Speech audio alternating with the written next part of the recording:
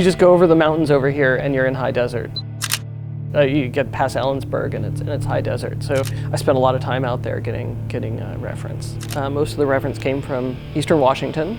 I did a drive out to the Columbia Gorge and took a lot of photos, and also a lot of just reference imagery of just like, hey, this is what desert looks like, and big cliffs and stuff like that. That drive was 2 days. It was 8 hours down, 8 hours back, and I'm not even sure I spent the night. I must have spent the night down there. So while it was definitely made for the Southwest, the local reference was out in the Columbia Gorge. Good morning and welcome to the Black Mesa Transit System.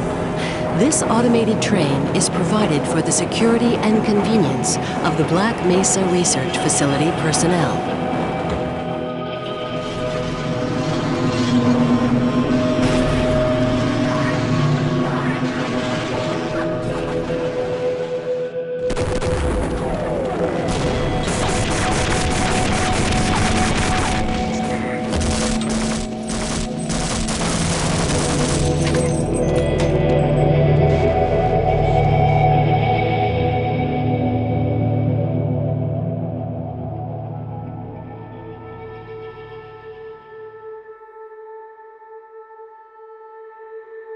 My name is Mike Harrington. I was co-founder at Valve.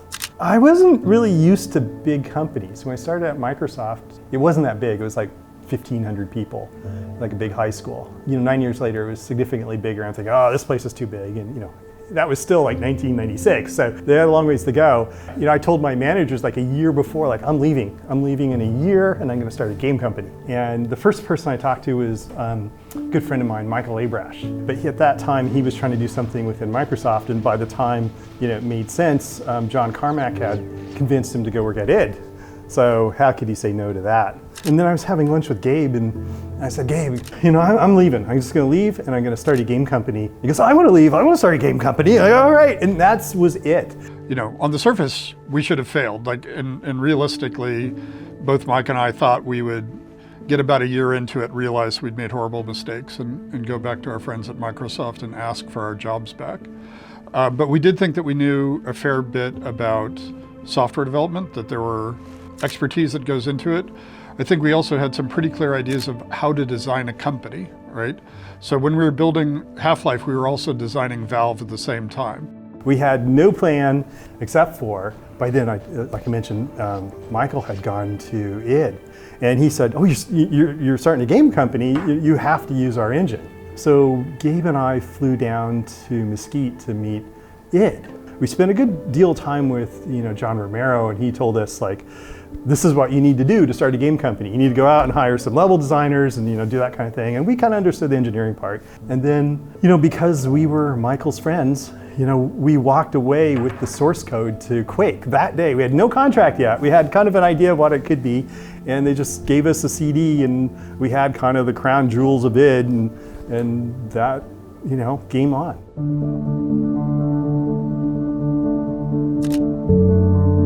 I think most of us had no game development experience. We were either amateurs working in our homes at night for fun, or some people were from the software world, but they had never worked on a game. I think we had 3 or 4 people in the entire company who had actually shipped a game when we started Half-Life. We have to figure out what is Valve's first game. So we have to come up with an IP. So everything is done from scratch. Gabe came into the office and he said, I read this story. I read this Stephen King story called The Mist. Stephen King, it's got monsters, people in a grocery store, fog comes in, monsters in the fog, use your imagination. We didn't want to write that as a game. That wasn't really the point, but it was just the tension and how it felt. Well, it was interesting. At first we had 2 games. Greg was working Prospero, I love that. And then Half-Life was originally called Quiver. My job was then build a team and figure out another game for us to build. That'll be the second game Valve ships. What features should it have? How is it going to be different from a normal first-person shooter? Every time the engine got a feature for Prospero, Half-Life stole it. And then Half-Life just started getting visually, more impressive and cooler. And eventually it just, because it was going to ship sooner, it just stole the resources from Prospero, and Prospero just faded away. I had this character, had like a floating orb, and It wanted to have some, effects on it. It's kind of magical energy, something. And so I worked with them on that and came up with the first version of the beam effects. And they were using it. They were happy with it. And then people on Half-Life are coming over and like, what is that? How did you do that? So very quickly that got into Half-Life. The disaster sequence has kind of beam effects all over it, and we ended up using it for the Vortigons. Like there are a bunch of things that we were doing that we thought would help us tackle the problem of what video games were. And what video games were a rapidly changing field where at the time 90% of video games failed to turn a profit. And a few percentage of them were very, very profitable, right? So it was a field that really valued talent. Like I said, Gabe and I brought some people, and then from there on out we had to hire people. And Romero said you got to hire level designers. So we found some people who had industry experience. Worked on Rise of the Triad first as a pixel artist, and then went with Duke Nukem, and then everything just went nuts. But I was sitting in my office one day and my phone rang, just out of the blue, and I pick it up and it's this recruiter. Eventually he hooked me up with Gabe and they flew me up here. It was a big surprise. But then we started looking, the nice thing that we had is we had a whole bunch of people in the world who had been working on mods, and so we could start looking at those folks. And that's where we hired a lot of our designers. Steve and Guthrie, Steve Bond, John Guthrie were my favorite hires by far. Other than Doug, Gabe sent them an email and they're like, who is this scammer? Never heard of these guys. Just kids, like barely 20, I swear. And they show up and they're just the most creative, brilliant. Clever. Fucking clever. Steve had the magic ability to make stuff fun. The fact that those guys had been hired to go work on some game for some company, I think that was the start for a lot of people that something cool was going to happen, because those guys were already doing stuff that was cool. And then Mark showed up, and Mark actually knows how stories work, beginning, middle, end, and all this stuff, and he had all sorts of great ideas, and he also would just bring good ideas out of everybody else as well. Like the person who wrote more code on Half-Life was a chemistry major who decided to be an IP lawyer in Atlanta, right? And he ended up writing more code than anybody else. The creature designer for most of the AI for the creatures in the game was a manager at a Waffle House. It's not like there are a bunch of people that you could say, oh, this person has a PhD in video game design. It was that combination of both finding those people when it wasn't necessarily easy to find them at that stage in the video game industry, and then also convincing them that it was a better place to work than anybody else.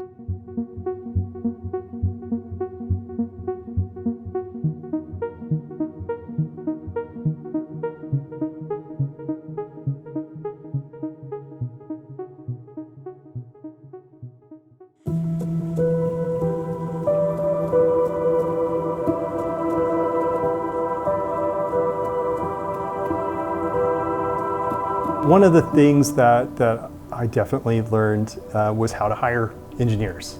And we needed some engineers. For us anyway, we had licensed ID's engine, we're using the Quake engine. And one of the things me and some of the other engineers, probably Ken, were talking about was if it would be possible to use the save system to kind of like join our levels together in a really seamless way. So you get to the end of a level, save stuff, and then load some of it on the next level. And have it just feel like, the world's all connected. And so we had like every once in a while, a hallway or the train would get to a point and you would have a little stop for the level to transition. And so he wrote that code leveraged on top of just the save load code to do the transitions. And I think in Half-Life 1, we got most of the transitions were, a second or two. I remember when we went from 8-bit to 16-bit, like, hey, we don't have to have all our textures fit in a certain, 256 colors. That was a huge liberation. The two tech investments we made for Half-Life was to get to 16-bit color and skeletal animation for all the monsters. But at the time, it was completely revolutionary. Your Quake characters it's like a text file of vertex positions over time. I wanted so much more animation, and I wanted the animators to have the freedom to put in 100, 200, 500 frame of animation, if not more. And then you can do all sorts of other things because you have a skeleton, so it's like, oh, I can hook on a gun to a character. I can start to make changes of characters and replay the same animation or reuse most of the same model, so we can swap out heads, we can swap out this, we can swap out whatever. Like all the technology that went into the game to make it as fun as it is was not available one generation before. So licensing the Quake engine, which was, very mature and had level designers who'd grown up just goofing around with it. I wasn't heavily into scripting since back into Doom. Like my old Doom levels have a lot of weird, odd events in them. I think I asked Ken, is it possible that I could, have access to the character's animation, like a trigger? Like what I mentioned, I could make the guys go into an animation, I could make them run, and then I would configure everything. It was all hack. This is total hacky stuff. And that is mostly what I built. It was like things like characters reacting and jumping out are made to look like, or I'd use a push brush to throw a head crab out to make it look like it launched at something. Or if a loud sound happened, they would respond, would cower. Gabe's dictate was, as you walked forward, something needs to happen like every 3 to 5 seconds. The player stands still, Didn't have to be much. universe can be quiet. But if they move forward, if they're active, the universe needs to play back something, needs to do something, even if it is a scripted sequence or even just an interesting sign or a sound or some vignette or something. So I came up with this interaction method where you could do little AIs where the characters would talk and interact with you a little bit. And then we wanted to do spectacle. And that was scripted sequences where you could tell a character, you need to run here and then jump into this animation, and then have a bunch of you all synchronize your animation because it's somebody flying through the air, they're smashing something, or they're doing something like that. Yeah, and then test it and figure out like, oh, this is real easy to break. That was the roughest thing about scripted sequences, where you'd have like a head crab jumping on a scientist or something, and it's like, yeah, it works totally fine 90% of the time, but some people just sprint right at the scientist, and sometimes we have to put them behind glass. And sometimes getting the level designers making the player want to do the thing that gives them the most fun is a very subtle art. The tentacle sequence is probably the one I remember the most. You're playing it, right? That was the first time I think they melded together. Because you had your trigger so closely, and we wanted it to be triggered. So by the time you start to see it, you see the scientist flying through the air and hitting the wall. Then you could look in and you could see the scientist being carried away. The tentacle itself is separate; it's on its own, and you bring the two together, mesh them together, and boom. It felt so seamless though, and that for me was like. Moments like that, and that might have been the first one, is when you start to see the scripted events and play start to blend a little bit more than just ambience. For God's sake, open the silo door! They're coming for us! It's our only way out! Oh my God, we're doomed! I remember Brett in particular had done some of the lab scenes where scientists would walk from one area to another and just look at a monitor. And it gave them a little bit of life. A ton of the work that went into that area was because we knew it was going to be the beginning of the game, and we really needed to make it a vibrant and interesting, fun place to be and explore. So originally they were designed to sort of be behind glass. They were just designed to be spectacle. Yeah, a little vignette. And then all of the level designers like, no, I'm gonna put that right in front of you. And I'm like, oh God, how am I supposed to make this work? It's not supposed to do it. Get away from there, Freeman. I'm expecting an important message. The run speed for the player was so insane. Yeah. It was like, what, 25 miles an hour or something? It was sprinting, You could get so far, so fast. And so you'd either have to make the scripted sequence like so quick that you could barely see what's happening. Most people weren't looking in the right place anyway, so you'd have to like get their attention with like a particle or a sound or lighting or something, and then you wanted them to see what was happening. But when we play tested, and if like a scientist was like being pulled into a vent or something, like people wouldn't just stop and like, oh, sometimes they would be like, oh wow, look at that. They just run straight ahead and just start shooting. It's hard when you think back to it to recognize that those kind of interactive moments were so new. Like people just hadn't seen them. It was worth it because no other games were doing that. No other games had that interactivity. No other games had that spectacle playing out in front of you. And it just added that whole feel of Half-Life.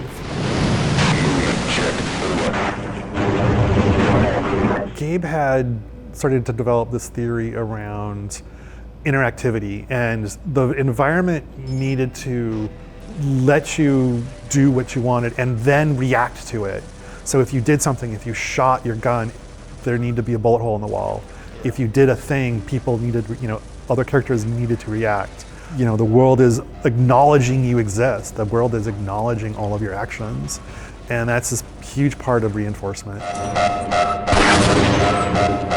And you'd have these conversations where you'd be sitting in a design review and somebody'd say, that's not realistic. And you're like, okay, what does that have to, explain to me why that's interesting, because in the real world, I have to write up lists of stuff I have to go to the grocery store to buy. And I have never thought to myself that realism is fun. I go play games to have fun. And so we had to come up with some notion of what fun was. We knew it was an ad hoc definition, and it was the degrees to which the game recognizes and responded to the player's choices and actions, right? In behavioral science, you would say we were explicitly talking about what were reinforcers and what the reinforcement schedules were, right?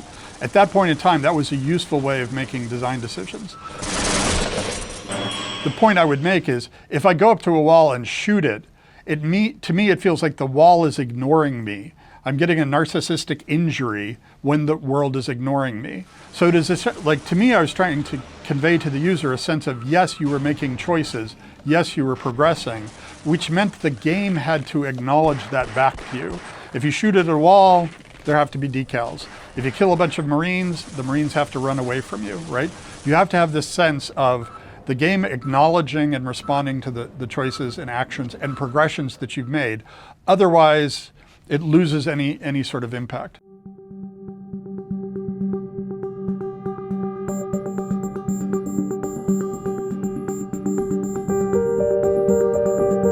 Ted and we were on the same page in terms of what the game should look like, which would be just sort of alien in a very naturalistic kind of way.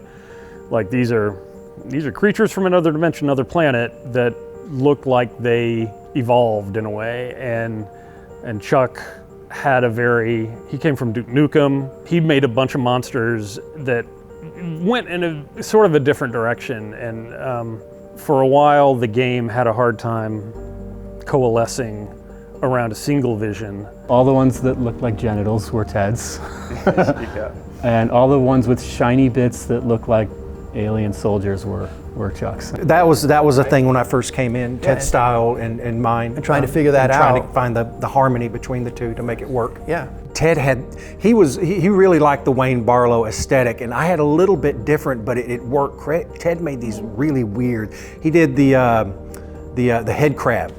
That's pretty much the symbol of it all. And I remember taking his head crab and putting it on a scientist and making the zombie. Right. Well, we pretty much we talked, and it's like, okay, you do that, and Ted did the soldiers, I did the scientists, I did a lot of the aliens, and with the Hornet gun, I did the Hornet gun for that one as well too. The alien slave. Well, I did some animations for the bull squid or bull chicken. I have to call him that, but that's a Ted creature there. The hound eye was Ted's as well. Yeah, a lot of the fleshy. If it's got a lot of flesh on it, maybe too much. Yeah, that's a Tedism. You can always tell Ted's designs because they're much more aquarium than aquarium and/or unspeakables. Oh, Big Mama! I forgot about Big Mama. Oh God! It's a testicle, right? It's like so disturbed. I concepted a guy in sort of a NASA spacesuit, a scientist guy. He was actually modeled after a couple of programmers I know. Big, beefy, bearded Linux programmers, And so that's where the HEV suit sort of emerged out of. There was a lot of desire for not having a space marine or a soldier be the guy. And then Chuck Jones went off and did a pretty different version of him that became known as Ivan the Space Biker. Oh God. I remember telling myself, it's like anytime you make a screenshot, make sure it's good, because you don't know where this is going to appear again. We didn't know that. And Ivan is the prime example of that one. So, you know, you're looking at, well, go look at Quake. It's like, okay, I'm looking at that, and he's got this incredibly boxy head. And you're always hearing, don't put too many polys in it. And it's like, okay, so Ivan got the square head. And it was kind of an early, just a rough prototype of a Gordon Freeman baby. And I remember we didn't know what Gordon looked like. So it's like I was looking for somebody, and I found Mike Harrington. It's like, Mike, what does Gordon look like? I don't know. Put yourself in there. It's like, oh, okay. And so I went in and put kind of my likeness on the early Gordon model in the game. And it kind of stayed there. Did you have a ponytail? Well, I was ex-tattoo artist, so yeah, I definitely had. I don't have anything to work with now, but yeah, that point I had a ponytail on. If you play the game, you know that it's Chuck. If you play multiplayer and you see the model, it's. But yeah, if you look on the back of that, there's this little four triangles, and he's got a little ponytail back there. I did the G-Man, and again, that one was Gabe was talking about the Cigarette Man from X-Files. So we needed our own equivalent of that. Because after a while, after playing with the game for a long time, people realized like, hey, we made this character, and just in this one office scene in the beginning, you know, where he's behind the window and he's talking to a scientist or something, and he's like, he looks really creepy. It was late in the day that we thought, oh, okay, well, he's gonna be the big bad behind all of this. Like, scatter him around in places that you can't get to him, but he's there mysteriously. There wasn't enough in the beginning of the game. It's like, we need another monster. Head crabs weren't enough. It got kind of repetitious. I think I grabbed Ted and said, I need them to do this and this. And so he whipped it out in not much time at all. I'm gonna get the timing just right, and I have no time to do this, so I'm just gonna bang it out. And then once it was working, everybody said, oh, let's go back and sprinkle them back in the maps. And that was because we introduced them a little earlier than we were planning. Yeah, because they weren't real tough. They weren't supposed to be tough. But they were ranged. But they were ranged, and they were fun, and they had a big show, and like that was showing off a bunch of stuff.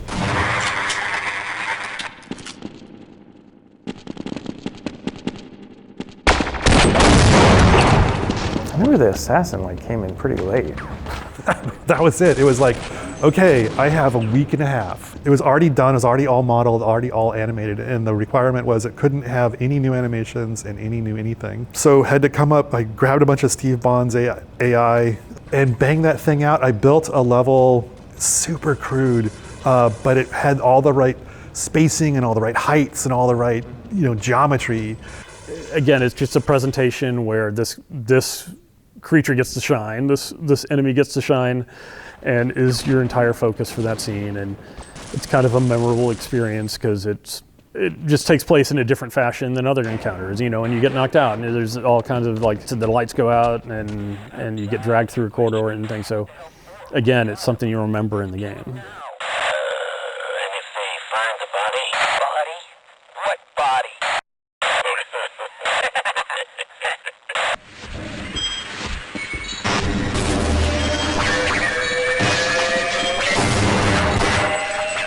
We just did a lot of playtesting and did a lot of level building and used all of the monsters and used everything that we had developed and started seeing which ones kind of stuck out a little oddly. Like we had the hound eyes that Ted had concepted and Kelly had done great sounds for them. And so they seemed like a very oddly plausible sort of alien creature. And Chuck did what we called the panther eye, which was this big black panther looking creature that also just had a big red eye for his face and a big shark fin coming out the back. And design wise, he seemed like this is a very useful creature. It's like when you design things, you like to have a gradient of difficulty, a gradient of escalation in threat. And so if we had these hound eyes, then yes, this panther, bigger, scarier looking thing would be more of a threat. It was in the game for a long time and then sort of just worked its way out because folks couldn't find a way to incorporate a creature like that into the environment and make it seem reasonable. The Stuka bat was, it was something that I did. just a weird, another creature from the air. We had the chub toad that we were going to use as a feeding animal to help, and yeah, they had a mechanic to where they were going to use this to distract monsters so you could possibly get by. And it pretty much reached fruition to where we created the object, but then again, time became the factor and it had to get cut.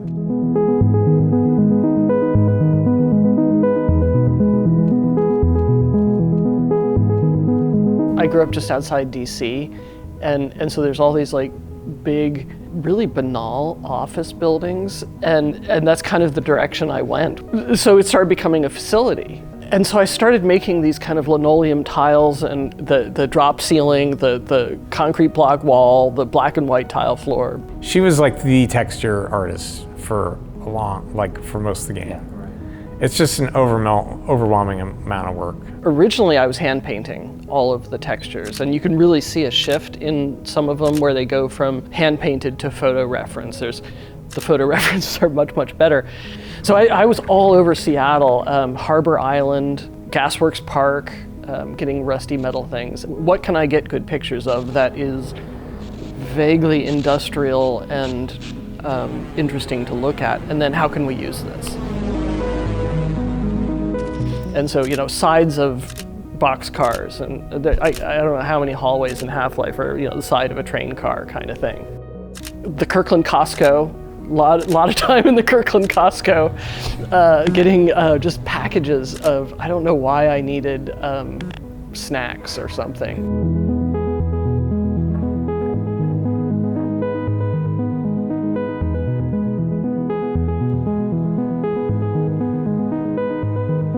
The first year was all about opportunity, and it wasn't quite as focused. We were finding our footing. We were getting into the 3 months before supposedly shipping in '97, and it's like, this isn't gelling. This is really not good.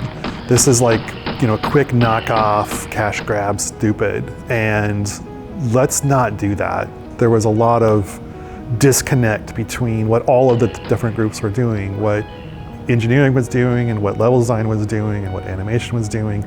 We had a bunch of monsters that had no plans to get in the game because nobody else was assigned to work on them, and we had a bunch of levels that like, what's supposed to go in here? Oh, I don't know, everybody's gonna do a bunch of stuff, and like, no, that doesn't work that way. Yeah. So here we were, all these people doing all these cool things, and just everything's just this random collection of, oh, here's a cool moment and a cool this, and and then it's gone, and oh, now on to the next thing. Because the way we were building the game was, every level designer was kind of his own silo, his own universe.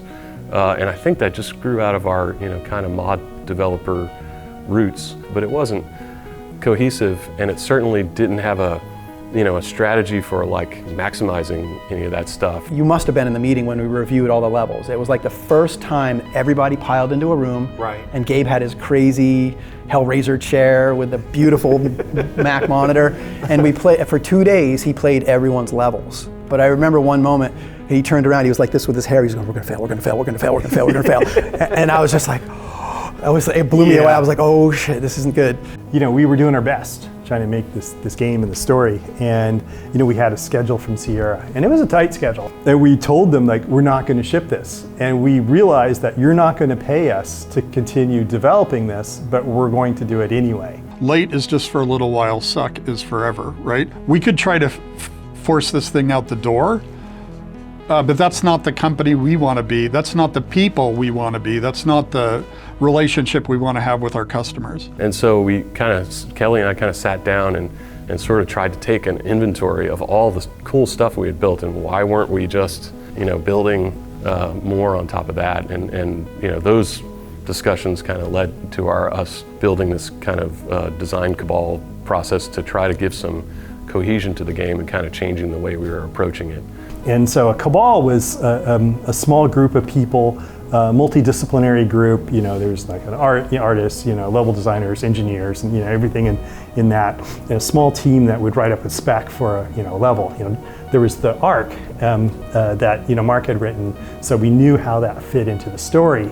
And we got a small group of people together, and we started with the beginning, and we went through literally what map do we need to build to tell us the story we're going to have to tell, and then what does that connect to, and what's the next piece and the next piece. The strongest and most influential thing that came out of them was, to me, the sketches.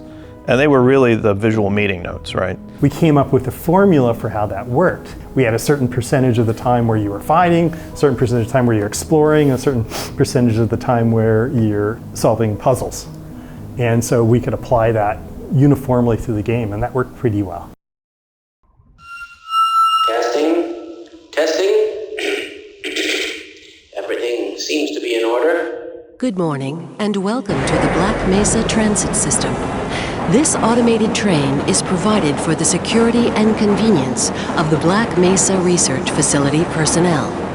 The whole opening of the game was specifically a reaction to how all the other first-person shooters were, whether they had cutscenes or not. Like sometimes, like they would just open without a cutscene, but you know you're standing in a room with a gun and there's a thing attacking you. So we could look at examples of all that, and I think there was expectation that that's what Half-Life had to do because every other game was doing it. I can tell you the number of people who started up the game, were staring at it, and then accidentally bumped their mouse and realized this is live. Yeah.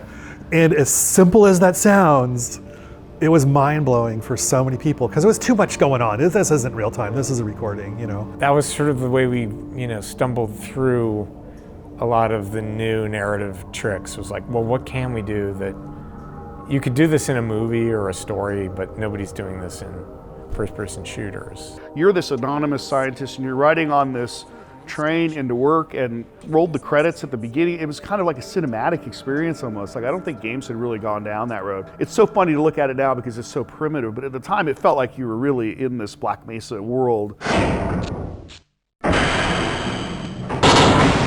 Pre-disaster survived from the first year, so a lot of that geometry was from that first version of the game, but in a very minimal way, right? Just the basic style of some of the hallways, the curved corners in the hallways, things like that.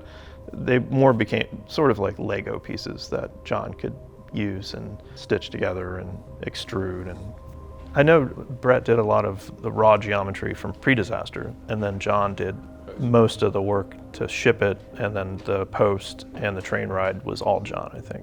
The Sector C, so those are heavily influenced by NASA control rooms, with my favorite green hammerite, really influenced a lot of like we started with the kind of the consoles.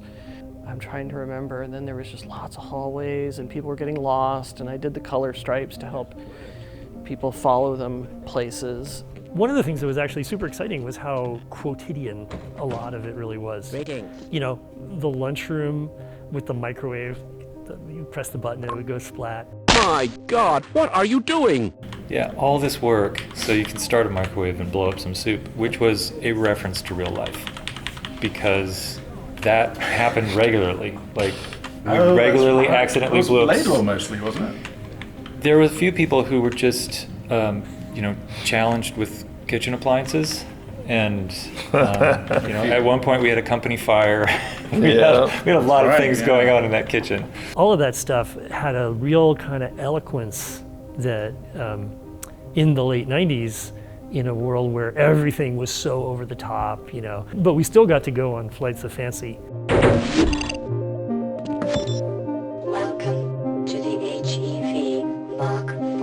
I think like a super pivotal moment for me was when we came in this one morning and we saw the test chamber sequence that Kelly and John Guthrie and Wedge was in that office, and Dario Driller, they were all in this corner dark office where so much cool stuff happened. But so Kelly and John stayed up all night and did the test chamber sequence, and it's pretty much like the one we shipped. I mean, that was a lot of what went on in that room that we called the submarine. It was just improvisation, just what can we do to solve this problem? How do we connect what's happening before to what's happening after? This needs to be somehow important, but we just don't know what to do. John and I talked about it. I went home that night and I sort of sketched out maybe we could do something cinematic. We'll take the camera away, we'll turn the lights off, we'll do sounds, we'll just throw everything we can at it. We built that basically that day. It was just a sort of a one-day throw it together. That's how fast we were moving. They had audio, right? We had yeah, it's like the heartbeat and the breathing, all that stuff was in there. And I played through it and it was like, damn, I have not seen this in any medium, in anything before, experienced something like this, where this immersive experience of this actually happening like this. And at that point, it's like, okay, I see what it is we're doing. And it's this kind of immersive, unbroken experience that happens to you, the player. And then that was this key principle about how, you know, we never take you out of that role. Personally, the difference between before the disaster sequence and after the disaster sequence, I felt we really had, I had an understanding that this product was going to be special, or it was going to be possible, it was going to be tied together. Whereas before that, there was a lot of really good stuff and a lot of little things all disconnected. But you guys managed to tie two very different parts of the game together really well. And I thought, oh, okay, now I feel like we're on a track for finishing this product. To me, it shifted my brain to have a lot of confidence that this product's coming together rather than just generating a lot of content that exists independently of other content. One of the ways we were funding our development was we sold a preview copy of Half-Life to a video card company, I forget which one. And so they had in their contract that we had to deliver it to them by a certain date. And we got like the first 3 levels done for them. It was really a good milestone for us, just, you know, from working as a company, because hey, there was a deliverable, we got it done. And, you know, we shipped it off to them. And then I swear the next day it leaked.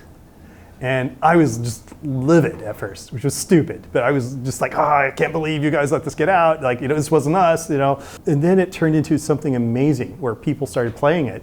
And it was all over, and we started, you know, seeing it, you know, online, what people were thinking about it. And I forget which magazine who said, usually we don't review, you know, beta software, but they reviewed it and said, this is awesome. And that gave us a tremendous amount of confidence. You know, it was an outside validation of what we were trying to do, you know, that it was the right thing.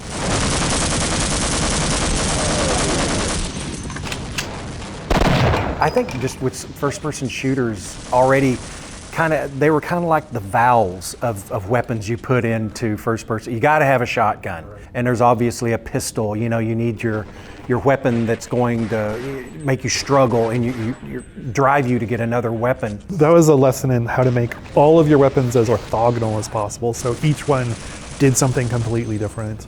All of the crazy weapons, those are my fault. So I did like the rocket launcher and the Gauss gun and the snarks. Oh, I like snarks. Snarks always made me laugh. It was just always funny to watch people run away from the snarks. The squeak grenade. It's called the snark, but I wanted something, a little creature that you could bring up and hold, and you could throw it out and it would just start running. Because people were camping and everybody hated campers at that point. So you wanted the anti-camp weapon. But it was kind of, you could literally find a little hidey hole and just sit out there and just throw out 30 of them. And they're all over the map. I had a cat. And you'd sit there, you do your finger blue. Yeah, you do your finger towards him, and he'd get mad at you and he'd swat. So that was the inspiration for that particular animation. And then the other, that big alien creature with the, we needed some kind of alien weapon. Drew that one, built that one, animated that one, but that was also another one that whenever you could get in a corner and just shoot them in the air because the hornets would track. I think that was the biggest thrill, is brainstorming these with your crew, making them, building them, putting them in the game, and then playing with them, and then they're fun.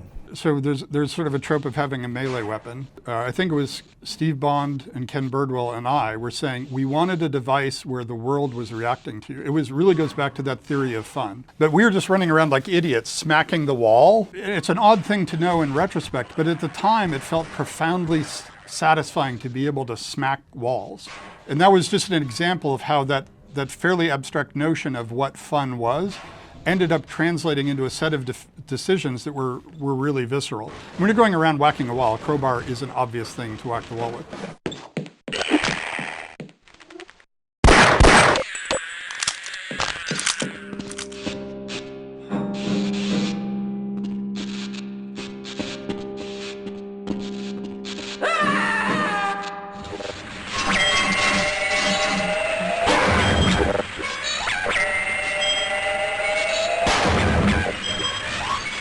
If the sound could let you know what's going to happen, that's really makes it powerful. So we're always on the lookout for that in level design and monster design, communicating, because the AI is often hidden from the player. So we use the sound to broadcast the internal state of the AI.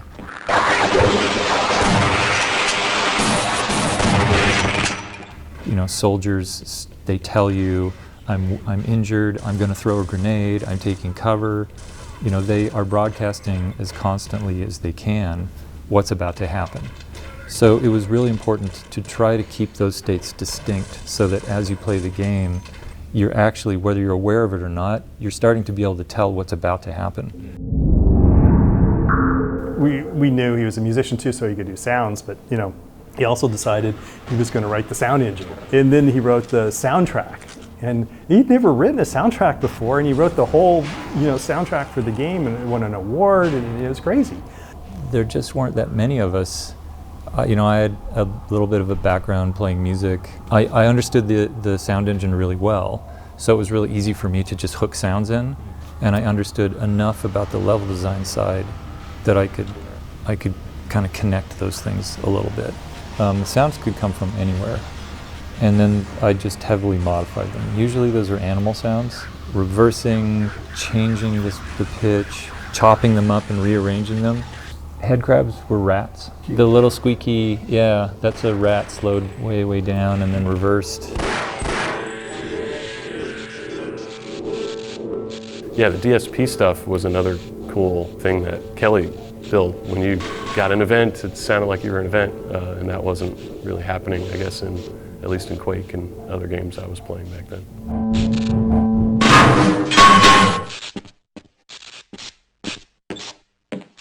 You know, we had these huge silos, these cavernous spaces. The day they had their own echoey DSP, it made an enormous difference, right? You believed the space.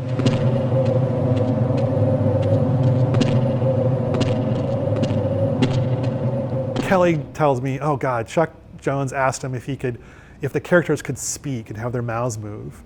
And Kelly said, you know, that's super easy. You know, I can just look at the audio and see if they're talking and do that. But like getting their mouth to move is stupid, he says to me. And I look, Chuck Jones told me the same thing. I told him making the mouths move was super trivially easy, but knowing when they're talking and knowing how to follow the envelope of the speech would be impossible. And Kelly and I just both looked at each other and like, oh. And so I went back to my office and he went back to his office. And I think within an hour, the characters were talking and their mouths were moving. And it was only because we sat there at lunch bitching about an animator who was 100% right. Why are you leaving me here? Scientist conversations, Kelly and I made that. When they're next to each other, one scientist will occasionally play a question and the other one will give him an answer. And it's not a script, you know, it might not always make sense. I am rather looking forward to this analysis, aren't you? I don't think so. But it had a bunch of personality. It was really cool. And I worked on getting those guys to look at you and turn their heads. When we first added the ability for scientists to respond to the player and other things in the environment, I would call them response rules. The first time that went in, they came flying down the elevator, and one of them looks at you and goes, "Oh, hello, Gordon." And then they explode into a pile of jibs at the bottom. Hello, the Automatic Diagnostic and Announcement System welcomes you to the Black Mesa Research Facility. Remember, have a secure day.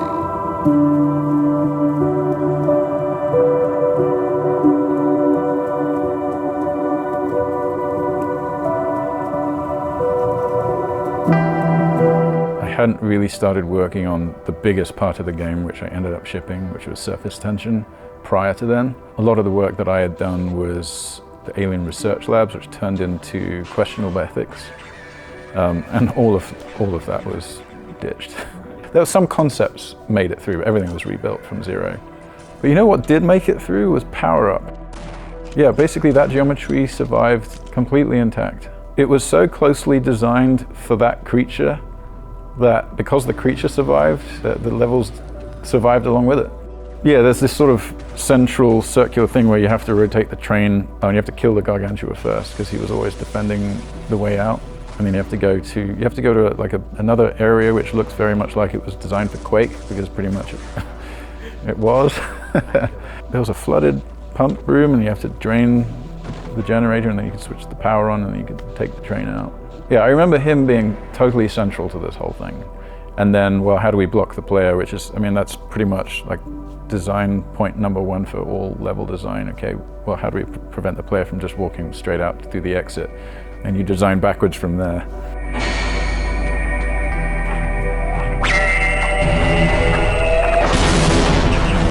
In the first year, we built a lot of world space, a lot of track as we call it, and the programmers would try to fit the AI into the existing maps. What we did the second year was we built the AI in very constrained environments that showcase the AI. Let's make the ideal space for the AI and then give that to the level designers to incorporate those elements into their map so that it worked better and was more interesting. And that Gargantua was an example of that. And the grunts especially. Yeah, we had the AI that Steve had been working on, and he had designed all these interesting encounters with them just in his test map, and so he had them up high and down low, and so basically we just could re-leverage that. Say, okay, let's start where the player comes in low, and there's a Marine on the same level, and then the next one they're up high, and then they come running down, because it was really neat to see them retreat. They'd try to run back up the stairs and try to flank you from another side. Steve Bond, like I mentioned earlier, was this really young guy who had been making mods in Quake C, really the designer for so much of the AI. I mean, all the stuff that's good about the soldiers, the grunts you fight in Half-Life.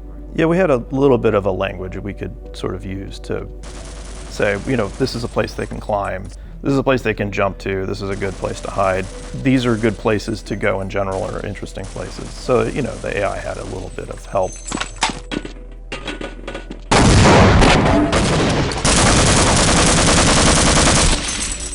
We were trying to build something that utilized, the train technology that Jay was working on. And we thought, well, let's give the player something that they can control, but in a limited way. We couldn't do vehicles like you see in Half-Life 2. So we did the most constrained vehicle we could think of, which was the train. Players didn't always bring the train with them. And so you had a bunch of these poor people walking down these tunnels. Oh, is that why you electrified the rail? Yeah, and the rails that was part of the feedback. Dying from that. Part of the feedback was, well, you can just bypass all that, so we made the rails electric. It's like, well, maybe that'll teach them to bring the train with them. But the basic idea was, let's explore that, and then also reveal some of the hidden deep parts of the base, the abandoned areas where you might get a lot more of the Zen creatures. We had designed some of the ones that didn't make it into the game to appear there, bats that would dive bomb you, and while you're on the train, Stuka bats. And then we also tried hard to not make it feel like it was this super linear thing, so we tried to give little branches, and so there were some challenges there.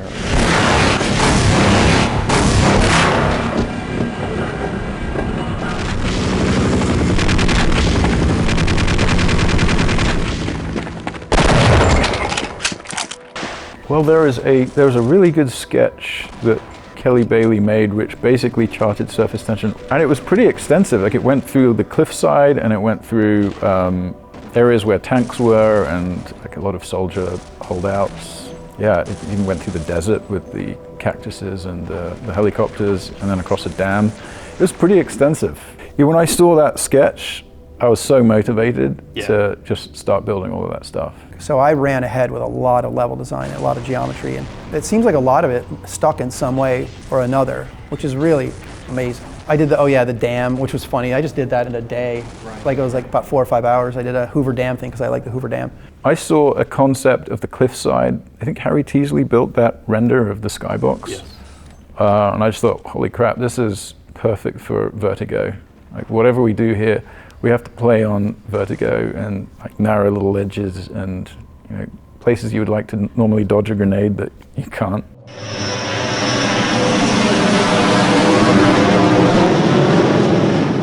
And that's the moment. That's really the big part of that level, is that reveal, and the play is kind of supports it afterward. Yeah. The helicopter comes in, you're fighting the helicopter, which is awesome.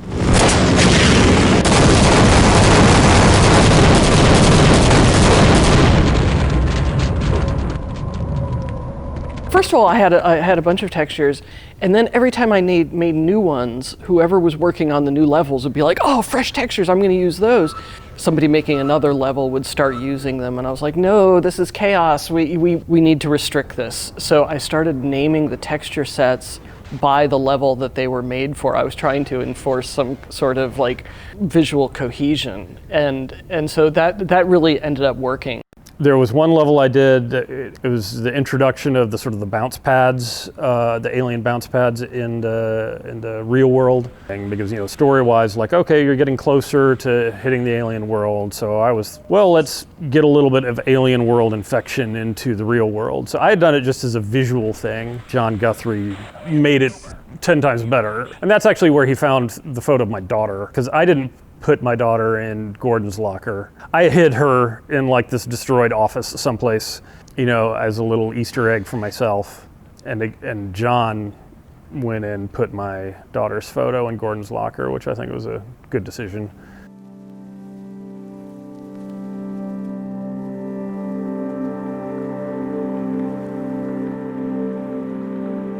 I still get questions about stuff that I spent 5 minutes on 25 years ago from people who've now thought about this for 25 years, and they're thinking that there's 25 years worth of development went into this. I'm like, on some level, when you start talking about lore, I'm like, well, there's Black Mesa. That was just a matter, we needed a name for something that was evocative. In that entrance, when you get off the train and there's that lobby where there's a big map on it, and when we were making that map, that was fairly early on, I put a dot in New Mexico. And then that turned into, I think Mark saw that, he was like, oh, where is that? This is where we are. And then he named it Black Mesa. That is a favorite thing of mine, actually. If you come up with a name for something and it evokes something, then you don't have to write the whole story. It's because it's a conspiracy plot. Everybody knows more about it than you do, so you don't have to answer those questions.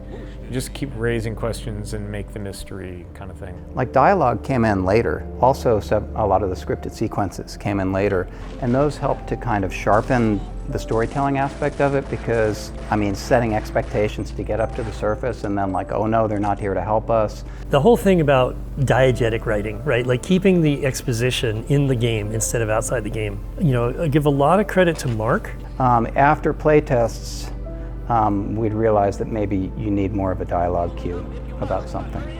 That's when we started to do like scientists who were literally pop up in a corner and go that way. There's a few of those that we stuck in right at the end when we'd like, well, we get one more session with Hal. He can say, go down here, you know, go around that corner.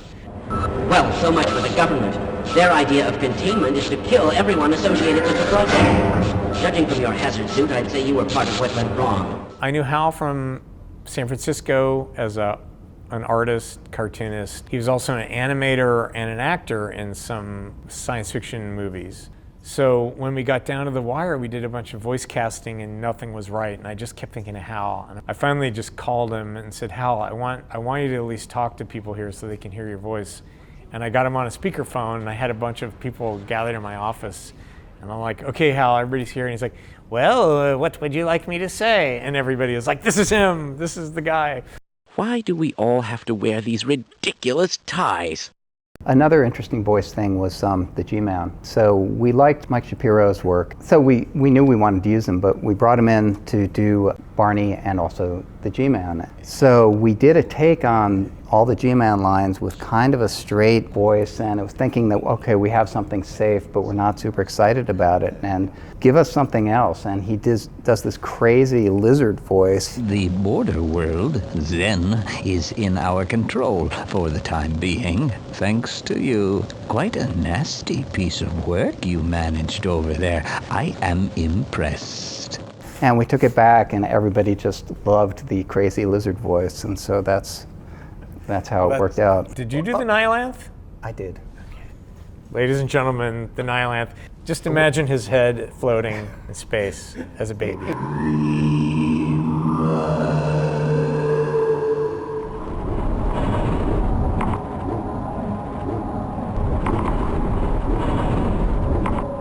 I went into Gabe's office and I demanded Gabe to either fire Ken or I quit. And Gabe just laughed at me. Correct response from Gabe. Yeah, I was like, oh. Until Bill got there, I was the oldest guy there. It was hard because, you know, I had to go home in the evenings, whereas the young guys who just moved out from Florida or wherever, they did not have to go home in the evenings. I'd go home, see my kids when they were in bed. I would come back down the hill to Valve. Nobody else I worked with had to get up to get their kids off to school in the morning, but I did. You're wired to just take full advantage of the situation. You put everything into it. So when we say we worked 18-hour days, that's no exaggeration. Yeah. Not at all. I can edit all day. I can design all day. I don't have to worry about anything. You know, 2 guys from Microsoft start a game studio with a bunch of incredibly capable, with an incredible team. You're gonna push yourself harder than ever before. I don't usually crunch real hard. I get it done in I come in, I work, I go home, and a lot of people were living really long hours. The classic. Well, I'll come in at 1 and then goof around for a while and then work late into the late at night. I was employee 17. There was a woman that was the kind of the office manager, and eventually Mona Lisa Guthrie came in at the desk. I was the only woman on the team. That was not awesome. I decided to become a baseball fan here after the birth of my first daughter, so she's the one in Gordon's locker, Isabel, but she's very special needs. She's 25 today. Cognitively, she's about 3 years old. So after her birth, in the middle of Half-Life production, it was really hard. It was really hard because we were getting about 2 hours of sleep at a stretch because she had to be fed through a tube in her stomach every 2 hours. I had just a difficult time relating to the world when she was a baby. I had a hard time just talking to people because I was just kind of tired and angry all the time. Yeah, my wife, she worked at Valve for a while. She did a bunch of textures for the game. Like I say, she did those soda machines. She did just a bunch of level textures. She textured Big Mama, the sort of boss creature. She textured him. But when Isabel arrived, she obviously had a lot of issues. So I had to stop working and stay with her at home. And it was the last year of Half-Life, and we pretty much crunched that whole year.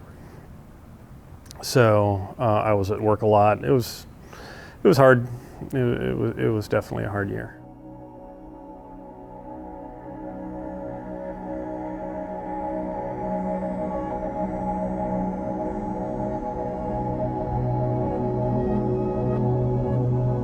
Games have often had this thing where they're just a little too attached to Star Wars, Blade Runner, Aliens. So it wasn't that hard to try to get people to go, let's think of something really alien.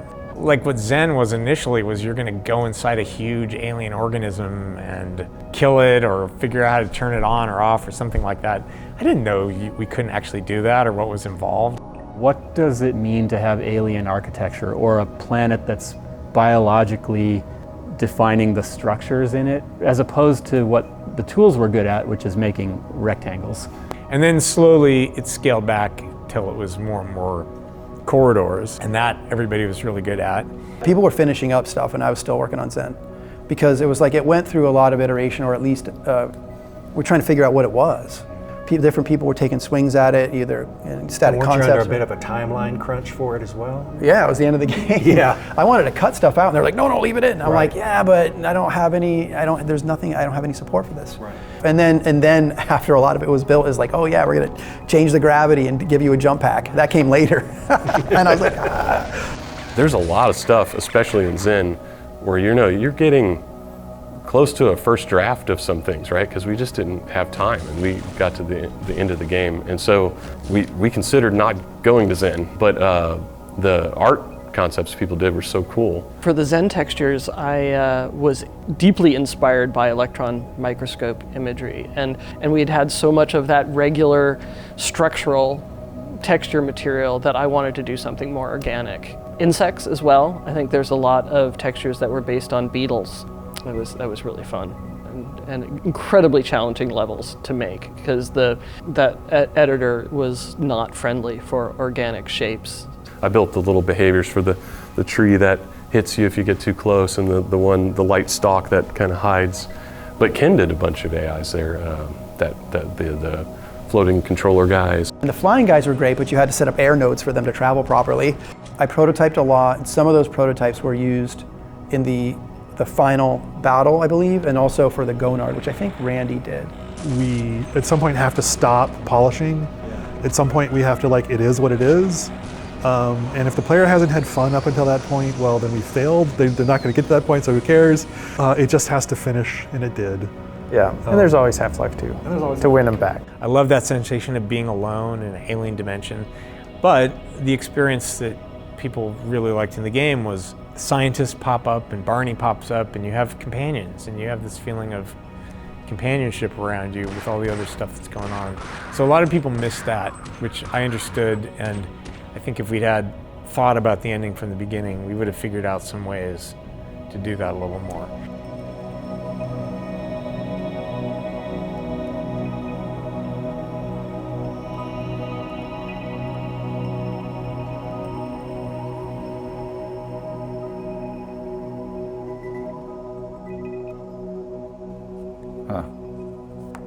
I remember coming back from downtown Cabo very drunk and then running to the beach, but didn't know there was like a 6-foot retaining wall there, so I just went right over.